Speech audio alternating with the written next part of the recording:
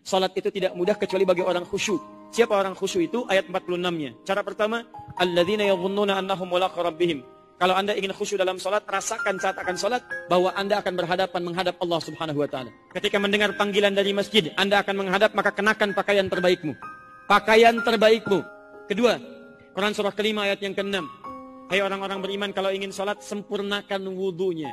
Sempurnakan wudunya. Jangan asal wudu, jauhi sembarangan wudu, kata Quran. Kalau Anda ingin khusyuk salatnya, sempurnakan wudu dengan baik. Tiga, ini yang paling penting. Saya akhiri. Wa annahum ilaihi raji'un. Dan rasakanlah barangkali itu adalah salat terakhir yang Anda kerjakan. Mungkin dalam salat itu Anda akan menghadap kepada Allah Subhanahu wa taala untuk selamanya. Kenapa kamu kenakan pakaian terbaik yang halal? Kenapa kamu berwudu dengan sempurna? Karena barangkali pakaian itulah pakaian terbaik yang akan kamu kenakan akhir dalam kehidupanmu. Rasakan seperti salat yang terakhir yang mungkin kita akan kerjakan dalam hidup kita. Akan ada satu situasi yang gak bisa dibeli oleh apapun. Dulu ketinggalan sholat fardu masih biasa. Sekarang ketinggalan sholat sunnah Anda bisa gelisah. Apalagi kalau sudah di rumah, suami jadi imam, istri jadi makmum, tahajud sama-sama. Tiba-tiba anak mendengar, anak menyusul. Setelah itu berdoa, suami berdoa, istri anak-anak mengaminkan. Lalu semua beristighfar kepada Allah. Ya Allah, ampuni kami ya Allah. Kami belum layak masuk surga ya Allah. Kami bertobat ya Allah. Ya Allah, ampuni kami ya Allah. Terima tobat kami ya Allah. Ya Allah, mudahkan langkah kami pada kebaikan ya Allah. Halalkan rezeki kami ya Allah. Kami ingin berubah. Kalau hari ini terakhir bagi kami hidup, mohon ya Allah, jadikan husnul khatimah. Kadang-kadang Anda merasa nikmat tidur, tapi ada yang lebih nikmat ketika Anda bisa bertobat di hadapan Allah Subhanahu wa taala. Kalau ketika kita berdoa, hati kita yakin seutuhnya kepada Allah, pasti Allah nggak akan ngecewain kita. Nggak mungkin. Allah itu nggak mungkin mengecewakan kita. Allah sendiri kok yang berjanji, wa idza sa'alaka ibadi anni fa inni qarib ujibu da'watad da'. Itu Allah yang bilang, aku tuh dekat. Artinya berharaplah kepadaku gitu. Dan aku akan mengijabah setiap orang yang meminta kepadaku. Jadi Allah sendiri yang berjanji akan menunjukkan keajaiban, mengabulkan permintaan-permintaan yang baik dari hambanya, sehingga tidak perlu kita ragu, Allah gak mungkin ngecewain kita. Begitu kita berdoa yang selaras di hati kita, yakin kepada Allah, Allah akan tunjukkan. Itu rahasia paling gampang untuk hidup bahagia, untuk sukses, untuk dapetin apa yang baik-baik yang kita harapin.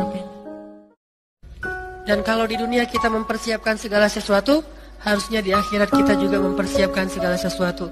Bahkan kesusahan di dunia gak ada apa-apanya dibandingkan kesusahan di akhirat. Kita susah di dunia masih punya keluarga, susah di akhirat gak punya siapa-siapa. Siapa yang nolong kita di dalam kubur kalau kita susah di kubur? Siapa yang nolong kita di padang mahsyar kalau kita susah di padang mahsyar? Dan siapa yang nolong kita di neraka kalau kita susah di neraka? Di dunia, begitu kita susah, ada teman, ada keluarga, ada orang tua, ada orang-orang yang mencintai kita. Di akhirat, yauma yafirrul mar'u min akhihi wa ummihi wa abihi wa sahibatihi wa banihi likulli imri'in minhum yauma idzin sya'nun yughni.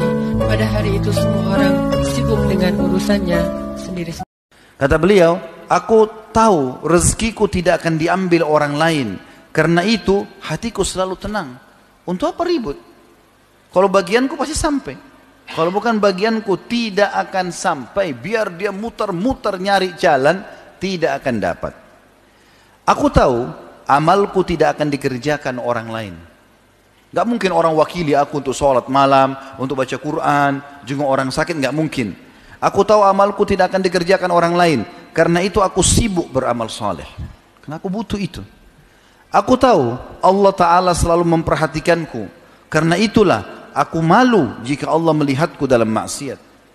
Ada pengawasan, dia tahu Allah melihatnya. Dan aku tahu kematian sudah menungguku. Karena itulah aku selalu menambah amal atau bekerja amal untuk hari pertemuanku dengan Allah.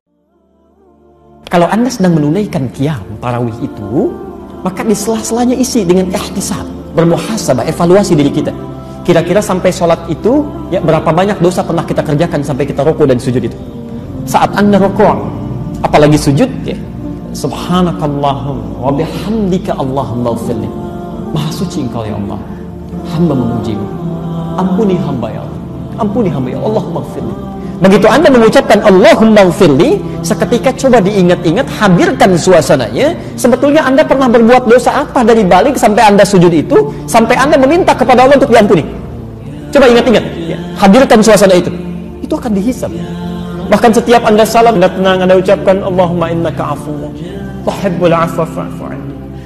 Ya Allah, Engkau yang Maha Pemaaf, Maha Pengampun dosa. Engkau mencintai orang-orang yang minta maaf ya Allah, memohon ampunan kepadamu. Ya Allah, ampuni hamba ya Allah, ampuni ya Allah.